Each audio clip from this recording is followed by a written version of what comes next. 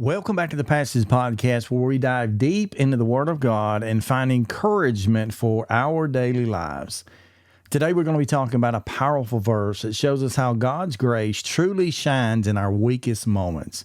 It's a reminder that we all need to hear, especially when life feels overwhelming. And he said to me, "My grace is sufficient. My strength is made perfect in weakness." This verse is found in 2 Corinthians chapter 12 and verse 9, and is, for me at least, one of the most comforting scriptures in the entire Bible. The Apostle Paul was going through a tough time. He was dealing with what he called his, quote, thorn in the flesh when he prayed multiple times that God would take it away. But instead of removing Paul's hardship, God gave him a deeper revelation. His grace was sufficient. In fact, God's grace shines brightest when we are at our weakest. We all face moments of weakness, whether it's physical limitations, emotional pain, or even spiritual struggles. Sometimes we feel like we just can't go on. But God's response to Paul here is a response that's similar to what I need today. And that is, again, my grace is sufficient. What does it mean that God's grace is sufficient? It means that God's grace isn't just enough to get us through. It's more than enough. God's grace isn't a limited resource. It's overflowing and abundant in our lives, and it never runs out. Even when we don't feel strong enough, God is, and His offering to us is that His strength is with us every single day.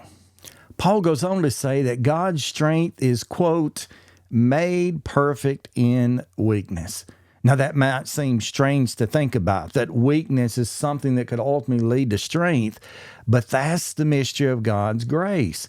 When we are weak, God's power steps in, if you will. It's in those moments of vulnerability when we have to admit that we cannot do it on our own, that God's strength is fully revealed. Think about it this way. If you were always strong and capable, you might never fully rely on God. Our weakness creates a room in which God can show up in powerful ways, and He does it. He meets us right where we are and steps right in the middle of our struggles and then lifts us up with His strength. Therefore, I take pleasure in the infirmities of reproaches, in needs, in persecutions, in distress, for Christ's sake, that when I am weak, then I am made strong. You know, Paul learned to embrace his weakness, not because he felt good, but because it was in his weakness that God's power really went to work. He realized that his true strength came from God, not from his own abilities. And that's the lesson that we have for today. Our strength comes from God alone. So what does this mean for our daily lives? And how can we embrace God's strength in us, especially when we feel weak? Here are 3 ways to apply these powerful truths.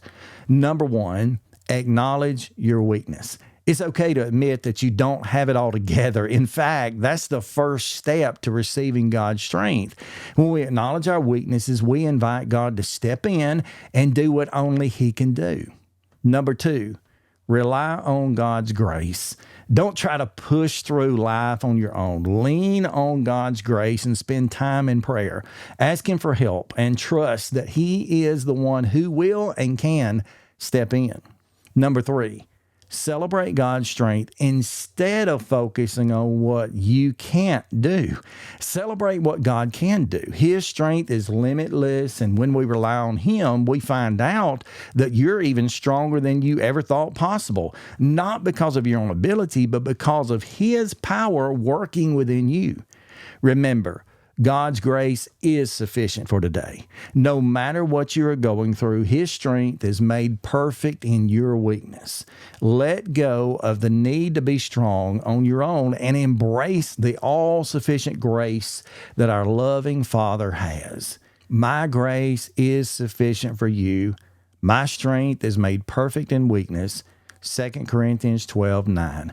Thanks for watching the Passage Podcast today. If this message has encouraged you whatsoever, please like, subscribe, possibly even share it out with a friend, someone who needs to hear it. And God bless you. Until next time, stay faithful, my friend.